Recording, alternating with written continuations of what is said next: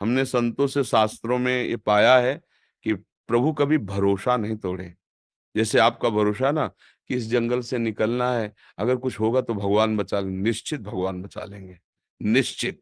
कोई न कोई रूप, जैसे अपने लोगों को भरोसा होता है ना कि भगवान तो कई बार देखा है, कई जगह देखा है जहां अपमानित होने का अवसर आया।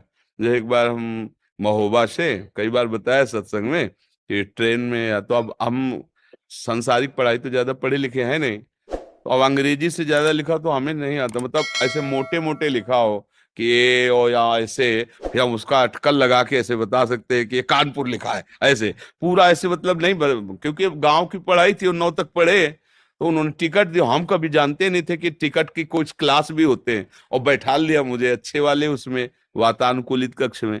और वो पूरा फोर्स आया जब रात्रि में, का टिकट तुम तो बड़े गर्व से दिखा दिया, इतनी बड़ी थी वो मतलब तो उनका है पढ़े लिखे हो? तुमका ज्यादा तो नहीं पढ़े लिखे।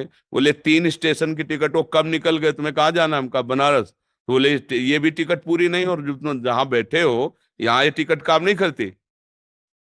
अब वो मतलब ऑफिसर तो, नई अवस्था हमारी थी, तो कटुवचन बोलने लगे। बस वो बोले थे, ऊपर एक आदमी था, तुरंत नीचे कूदा, पैसे निकाले और कहा टिकट बनाइए। तुरंत टिकट बनाया और दिया। बोले बाबा जी आप आराम से बैठिए। तो वो चले गए। ये कौन कर रहा था? एकदम आश्चर्यचकित हो गए कि हो सकता था थप्पड़ मार के उतार भी देते, भाई उनका अधिकार है।